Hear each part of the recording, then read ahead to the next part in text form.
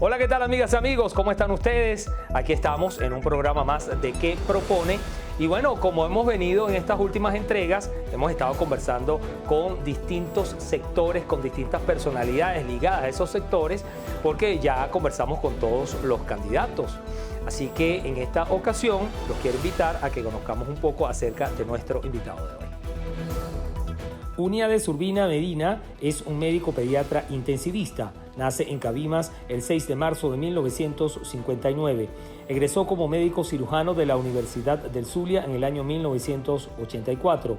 Quiso ejercer como médico e inmediatamente al graduarse se fue a trabajar al Hospital Universitario Antonio Patricio de Alcalá, en Cumaná, Estado Sucre, donde fue médico del internado rotatorio desde enero de 1984 a diciembre de 1985.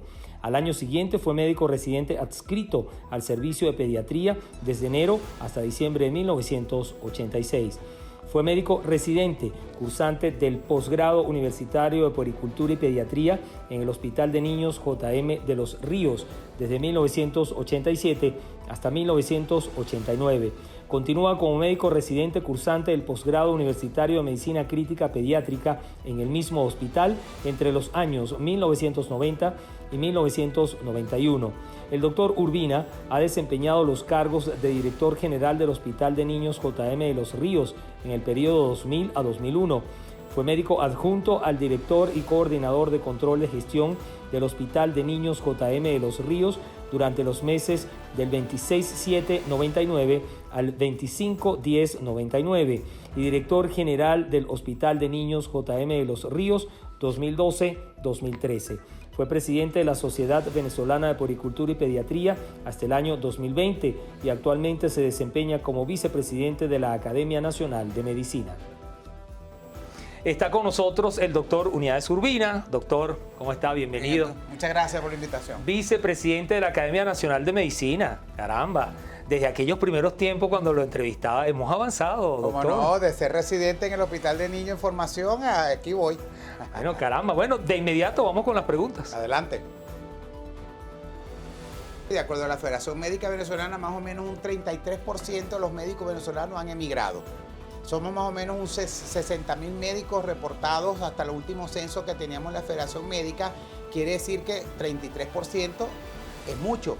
Afortunadamente en Venezuela siempre tuvimos médicos por encima del estándar internacional. Bueno, doctor, la crisis del sector salud no es nueva. Eso viene desde tiempos ancestrales, por decirlo de alguna manera.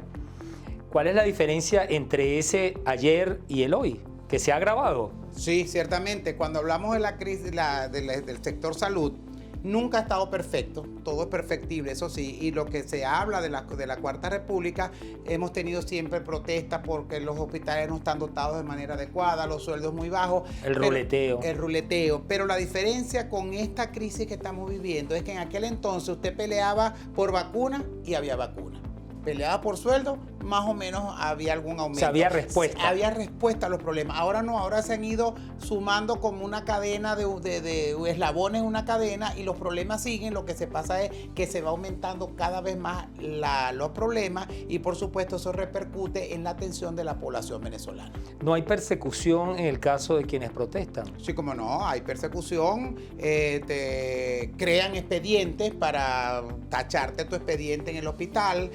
Como en mi caso me pasaron a una jubilación express 6 años antes de lo que me tocaba, y entonces te utilizan en el hospital de niños, sí, como no, como a él porque era viejo lo pudimos jubilar express, pero a ti te puedo votar, y pueden votar a la gente, que es ilegal, pero lo hacen, o te mandan con algunos de los milicianos a amedrentar inclusive a los pacientes cuando protestan, que tienen su derecho a protestar porque está consagrado en la Constitución y en la LOMNA, pero entonces los mandan a amenazar, te puedo sacar del hospital, no le va a dar tratamiento a tu hijo. Entonces eso es muy duro para una persona que está en un hospital, que está con un paciente enfermo y de paso te amedrentan si habla. Entonces hay un pacto de silencio, pero producto de los entes centrales y de la gente del poder. Ahora, doctor, ¿cuáles son las cifras? Usted maneja cifras. Yo, por ejemplo, leía esta mañana que 70%, según Médicos de la Salud, creo que se llama la ONG. Sí, Médicos Unidos por la Salud. Médicos Unidos por la Salud. 70% de los hospitales tienen problemas con agua, por ejemplo. Sí, señor. ¿Usted maneja cifras? Sí. Siempre hay que decir que no hay cifras oficiales, porque este gobierno, además de todas las cosas no bien hechas que hace o que dejan de hacer, no producen las cifras. El anuario estadístico vital desde el año 2016 no se publica. Eso va contra la ley de salud y contra la ley internacional de salud, porque un pueblo debe saber de qué se enferma, de qué se mueren y cómo está la población. Eso no lo sabemos. Pero nos utilizamos una encuesta que hacemos en la encuesta nacional de hospitales, hecha por gente seria, como los Médicos Unidos por Venezuela, apoyado por algunas universidades, donde se toman el muestreo de los 40 hospitales principales de Venezuela, y eso que tú dijiste es cierto. El 70% de los hospitales no tiene agua permanentemente, y un hospital sin agua, cómo lava los equipos, cómo te lava las manos, todo eso influye en la no prestación de servicio. El 90% de los equipos de rayos X, tomografía, todo lo que es radiodiagnóstico está inoperativo. Entonces una persona necesitamos hacer una tomografía, no hay. Entonces tenemos que apoyarnos en la empresa privada, que afortunadamente nos apoya, pero la empresa privada saca primero sus pacientes y luego te hago un descuento o no te cobro. Entonces todo eso retrasa la atención. Los laboratorios en Venezuela, en los hospitales públicos, de acuerdo a la misma presidenta de la Sociedad Bionalista, el 70% de los laboratorios en los hospitales no están funcionando permanentemente. Te doy un ejemplo: el Hospital de Niños en la década de los 90, comenzando 2000, teníamos 19 secciones en el laboratorio. Se hacía genética, una cantidad de cosas. Hoy día apenas 3 cosas: orina, heces y hematología, y no continuo. O sea, hay que alinear los astros para tener las 3 cosas. Entonces estamos dejando desasistido a la población venezolana, no solamente en diagnóstico, sino en tratamiento inclusive. Ahora, en cuanto a el personal médico, personal de enfermería, tengo entendido también que muchos médicos, muchas enfermeras han migrado, y hay una carencia no solo por los sueldos, sino también por la migración de personal, tanto de enfermería como de médicos en los hospitales. Eso es así. De acuerdo a la Federación Médica Venezolana, más o menos un 33% de los médicos venezolanos han emigrado. Somos más o menos 60.000 médicos reportados hasta el último censo que teníamos en la Federación Médica. Quiere decir que 33% es mucho. Afortunadamente, Venezuela siempre tuvimos médicos por encima del estándar internacional. Un médico por cada 100.000 habitantes. Aquí tenemos más o menos 3 médicos, pero con esa merma que ha habido, no solamente fuera del país, sino que se han ido a las instituciones privadas, está faltando médicos a nivel hospitalario público. Y en cuanto a enfermeras, el déficit más acentuado, porque las enfermeras venezolanas, así como los médicos, afortunadamente por la formación de las universidades tradicionales, somos muy bien recibidos en otros países, que afortunadamente aquellos que han decidido migrar los reciben muy bien. O sea, más o menos el 70% de las enfermeras se han ido, han migrado del hospital público. Por lo que tú dijiste, sueldos miserables, no les alcanza ni siquiera para el transporte, inseguridad y una cantidad de cosas pues que hacen que la gente busque otros derroteros. En cuanto a la Sociedad Venezolana de Hematología, ellos señalan que hay 60% de déficit de hematólogos. Sí, claro, porque es una... Es decir, que faltan, hay solo 4 en cada 10 laboratorios, hay solo 4. Claro, y entonces eso hace que los pacientes en lugares distantes, que están lejos del perímetro de las ciudades capitales, la gente no tenga atención, no solamente hematólogos, infectólogos, terapia intensiva, porque son subespecialidades que se llaman en medicina, y entonces primero son posgrados que tienen poca demanda, y segundo, no hay algunos cerrados, la gente se ha ido, entonces tenemos entonces la gente tiene que emigrar de ciudades para buscar el tratamiento específico, nefrología, hematología, ese tipo de especialidades. ¿Usted está en la lista negra del gobierno? Yo creo que sí, porque tienen mi teléfono intervenido desde el año 2012, que fui por segunda vez, porque me lo dijeron el mismo ministerio. Donde quiera uno lo quiere y lo odian, y la gente que todavía me aprecia me dijeron: doctor, sepa que tiene su teléfono intervenido. De cada 3 llamadas que tú me haces, 2 caen en otro lado. Y mis correos también me los abro. Yo tengo doble clave de seguridad en Gmail, y cada cierto tiempo me mandan los IPs de donde están metiéndose o tratando de meterse en mi correo. Pero como yo no hago proselitismo ni hago conspiraciones, pues no me importa que se metan en mis teléfonos y en mis correos. ¿No tiene expediente abierto? Yo creo que no, a la fecha, porque me salí liso porque me llamaron jubilación, pero eso fue un despido. Porque la jubilación especial la pide el empleado por motivos de salud, porque te vas un buen día, me llamaron. Yo estaba pensando en el 2014, cuando me jubilaron a Express. En el 2019 me toca empezar a buscar papeles. Un papelero que no te quiero ni contar, que la gente termina dejando la jubilación y se van y no le pagan nada. A mí me llamaron en 48 horas y me dieron mi papel. Te vas porque molestas el régimen, así me lo dijeron. Sí, directamente. Directamente, además fueron 2 viceministros a hacerme el honor de despedirme. Fue despedido con altura. Sí, como no. Entonces me dijeron, te vas porque molestas a redes. Dije, pero como ustedes son unos ignorantes, abrieron la caja de Pandora. Lean quién es Pandora y pues me avisan y me fui. Vamos a ir a la pausa, vamos a hacer este corte y al regreso me gustaría que tratáramos el tema de las vacunas. ¿Cómo no? Doctor, porque usted ha hablado mucho acerca de las vacunas. Ya venimos. Venezuela tiene 2 años que no compra las vacunas para el programa ampliado de inmunizaciones porque le deben apenas $10 millones al fondo rotatorio de vacunas de la OPS. 10 millones es la propina que daban algunos sobrinos por ahí.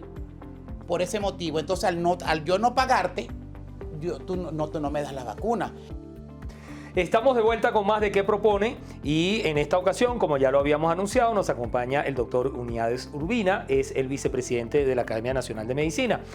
Le decía en la parte anterior del programa, doctor, que habláramos de las vacunas, porque usted ha señalado en reiteradas ocasiones el déficit de vacunación que se está presentando en el país, lo que en consecuencia genera que no solo los niños no estén vacunados, sino que eso afecte el futuro. Así es.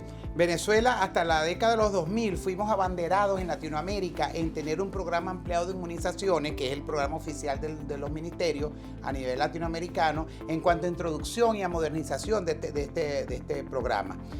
Desde hace unos 10 años que lo venimos anunciando, mucho antes de la pandemia, mucho antes del famoso bloqueo que quieren utilizar como una barajita para explicar todo, veníamos anunciando que las coberturas vacunales en Venezuela venían cayendo. Después de la pandemia, la OMS dijo, van a caer porque la gente no se movilizó, no iban a los hospitales.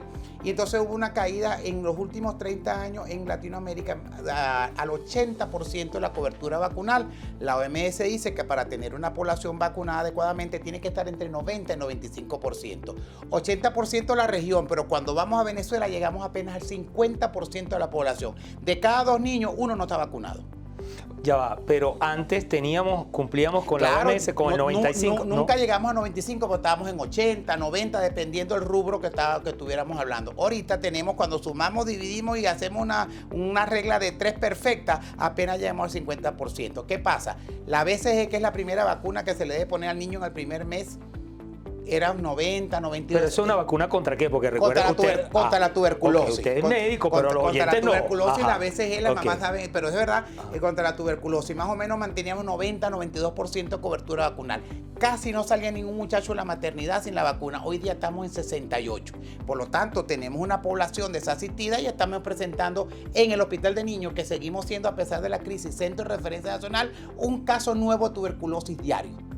Eso le iba a decir, solamente en niños, pero parece que en adultos también. Tenemos hasta 3 médicos residentes de posgrado con tuberculosis en el hospital de niños. Tuvieron de baja mientras se hacían negativos para la expulsión de la bacteria por la vía aérea. Polio manteníamos una muy buena cobertura. En los últimos años cayó a 56%. Estamos en muy alto riesgo junto con Haití, o sea, nos comparan con Haití, con Panamá y Perú, que reaparezca la poliomielitis en las Américas. Ya tuvimos el primer caso en Perú. Entonces, estamos en muy alto riesgo porque la cobertura, si yo no te vacuno, te estoy exponiendo a que sufra la enfermedad. Difteria, tuvimos 24 años sin difteria. Difteria es una enfermedad que comienza por la garganta y se pegan unas placas horribles de pus en las amígdalas y puede caer en insuficiencia respiratoria. Reapareció la difteria en Venezuela. En toda América tuvimos en Venezuela porque cayó a 36% la cobertura vacunal. Sarampión, tuvimos 10 años libre de sarampión en las Américas sin haberlo erradicado. Venezuela debutó en el 2016 con 1.500 casos. Porque cuando vamos a ver la vacuna contra el sarampión, apenas teníamos el 35%. Entonces, vamos viendo cómo a medida que no se asiste a la población y caen las coberturas vacunales, dejamos expuestos a los niños de enfermedad. ¿Y por qué cayeron? Antes que me lo pregunten. Venezuela tiene 2 años que no compra las vacunas para el programa ampliado de inmunizaciones porque le deben apenas $10 millones al fondo rotatorio de vacunas de la OPS. 10 millones es la propina que daban algunos sobrinos por ahí. Por ese motivo, entonces al yo no pagarte, tú no me das la vacuna. Entonces las vacunas, las pocas que se están poniendo en Venezuela es por donación, lo cual agradecemos a UNICEF, a OPS y a la Cruz Roja. Pero tú no puedes poner, Isnardo, la salud de un pueblo en manos de donaciones. Tú das lo que a ti te sobra. Tú no dejas de comer para que coma otro. Tú comes tu familia primero y cómo no, puedes asistir a otro, pero entonces Venezuela estamos viviendo de las donaciones que hacen estos organismos internacionales. Ahora, no puede el gobierno alegar que esos 10 millones de dólares que no ha pagado, no los ha podido pagar porque no tiene ingresos. Por el bloqueo. ¿Y el petróleo a quién se lo venden? Los ingresos petroleros siguen habiendo. Porque tenemos, ¿cómo se llama?, patrullas nuevas en todas las policías bolivarianas que las utilizan para ir para la playa y a descansar porque uno lo ve. No es que lo estoy diciendo yo, uno pasa por La Guaira y ven, no cuidando, están los choferes y los policías disfrutando los vehículos oficiales. Eso es corrupción. Entonces, no es que no hay dinero, es que no hay la intención política de mejorar la salud del pueblo venezolano. ¿Desde cuándo está esa deuda de 10 millones? De hace 2 años. Y no se ha pagado. Entonces el fondo rotatorio es un mecanismo muy bueno. El fondo rotatorio de la OPS, ¿qué hace? Compra las vacunas en grandísimos lotes, lo que hace bajar los precios, y entonces ellos a su vez se la venden a los 22 países de la región a mucho más barato que negociar directamente el gobierno con un laboratorio X. Ahora, ¿cuáles son las vacunas que tienen mayores problemas? O sea, usted mencionó sarampión, mencionó poliomielitis. O sea, ¿cuáles son esas vacunas que están en situación más grave? Las más graves son las que no se ponen. Por ejemplo, la vacuna contra el rotavirus, que es una infección, sobre todo en lactantes, por un virus, y produce más de 500,000 casos en Latinoamérica, hace 2 años que no se compra. Entonces, los niños venezolanos no están vacunados contra el rotavirus. ¿Ni siquiera en el sector privado? En privado sí, pero tienen que pagar 80, 100, 120 euros lo que cueste. Neumococo, que es contra neumonías, otitis o infección de los oídos, tiene 2 años que el gobierno no la compra. VPH, la vacuna contra el virus papiloma humano, que es una epidemia silente en Venezuela, nunca ha entrado en el programa porque no hay 100 millones de dólares para pagar la primera cohorte. Y el avión presidencial, como se lo dije a la ministra, en este momento costó 88 millones, lo supimos por la página del Airbus. Entonces, ¿cuánta gente se benefició de un avión que costó 80 millones de dólares más 14 2 veces porque no le gustó la pintura al presidente Chávez y costaba 100 millones hace 10 años? Tenemos 10 años de deuda. En Haití, que es el país más pobre de la región, pone la vacuna contra VPH en niñas y niños.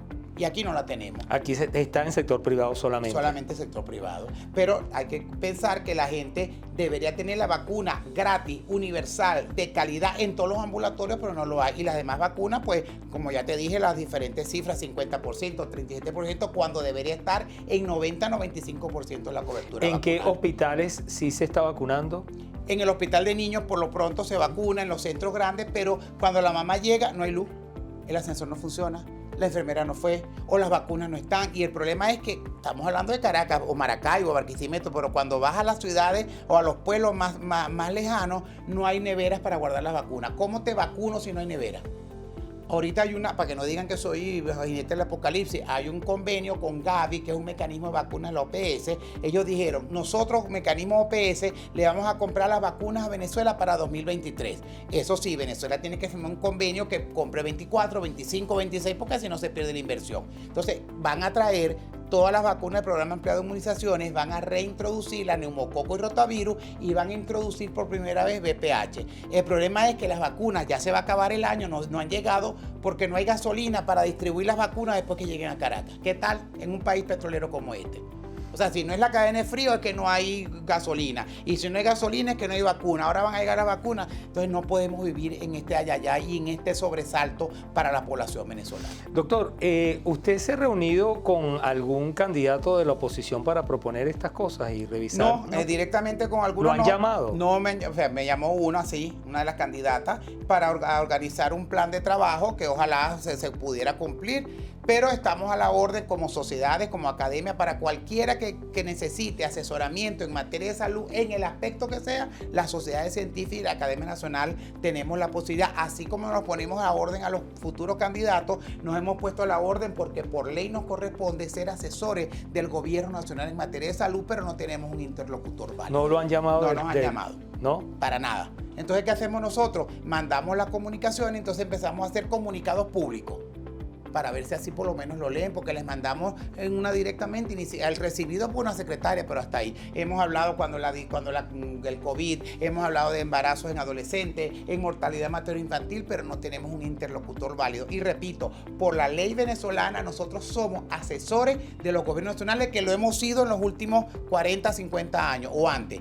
pero con este gobierno realmente no hemos tenido un diálogo sincero y que sea productivo en beneficio de la población venezolana. La ministra, en este momento es un ministro, uno se pierde. ¿Quién es no, ministra? una ministra. La ministra, yo decía, es una ministra. La ministra de Salud no ha tenido ningún tipo de comunicación con usted. Ningún tipo de acercamiento. Y en algunas sesiones que me llaman, primero tratan de que yo no vaya a las reuniones, porque se lo dicen a la OPS. Yo voy a la OPS, doctor, usted no lo quieren, no puedo hacer nada, yo no soy monedita de oro. Pero yo estoy ahorita en el Comité Nacional de Erradicación de la Polio porque me impusieron, o esta Urbina o no vienen las vacunas. Entonces, ese motivo. Pero ¿quién lo impuso? La gente que estaba soltando el dinero en la época de la transición esta, en que si era o no era un gobierno interino, las vacunas, el dinero que llegó, dijeron, pero Urbina debe estar en ese equipo, si no, no le vamos a dar dinero, por ese motivo. Pero realmente, independientemente de quién sea, somos gente técnica que lo que hacemos es dar orientaciones en salud. Vamos a hacer otro corte, doctor, y al regreso toquemos el tema de la nutrición, pero también vamos a darle opciones a nuestros televidentes de cuál es la salida de esto, cuáles son las propuestas que ustedes como Academia Nacional de Medicina pues podrían hacer, como ya usted lo dijo, al candidato de la oposición, al gobierno, a quien sea que tenga que resolver la crisis. Ya venimos. Porque el problema es que hemos ido manejando la salud en estos últimos 20 años con gente que evidentemente, como está la situación, no han tenido la capacidad técnica para dirigir la salud de un pueblo. ¿Qué debemos hacer? Distribuir el ingreso de Producto Interno Bruto. La OMS dice que usted debe destinar al menos el 6% del Producto Interno Bruto a salud para tener un sistema de salud moderadamente bueno. En Venezuela apenas se asigna el 1.5, 1.4% y de paso lo administran mal. Estamos de regreso con el doctor Unidades Urbina, es el vicepresidente de la Academia Nacional de Medicina, nos acompaña en nuestro programa de hoy. Doctor, en términos periodísticos, uno dice cuando una noticia es como repetir, es un caliche. Y pareciera ser un caliche hablar de desnutrición, pero, y digo que pareciera porque es un problema gravísimo, sobre todo porque cuando un niño en sus primeros 7, usted es el médico, yo lo voy a repetir lo que he escuchado, en los primeros 7 años de vida es fundamental. Si esos primeros 7 años el niño está desnutrido, eso es una consecuencia para su adultez. ¿Es así? Totalmente cierto. Y hay un programa ahorita de la Organización Mundial de la Salud que habla de los primeros 1000 días. De esos 7 años, que pueden ser unos cuantos, se bajó o se tiene básicamente los primeros 1000 días que van desde la concepción hasta más o menos los 3 años.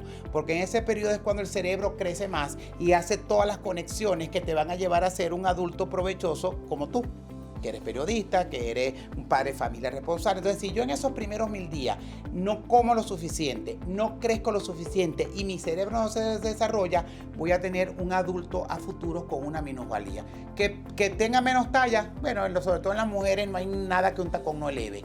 Que tenga menos peso, bueno, pero el problema es que ese cerebro que no se hizo las conexiones en esos primeros 1000 días va a ser un cerebro minusválido, una persona que no va a ser provechosa ni para sí misma ni para la sociedad.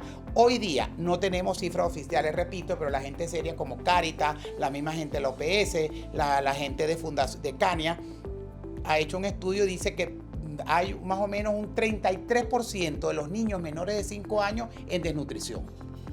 Y en el primer año hay 10.1% de nutrición grave aguda. 10 ya es para la OMS una emergencia y nosotros estamos en 10.1, 10.5 hecho por la gente de Cáritas en 11 de las principales diócesis que tenemos aquí en Venezuela. Entonces ya tenemos en esta población actual, en esta generación, ya hemos perdido 4 centímetros de talla. Las muchachas esas preciosas de mi Venezuela no van a existir más. De 1,80 m, ya perdimos 4 centímetros las mujeres y 5 centímetros los varones.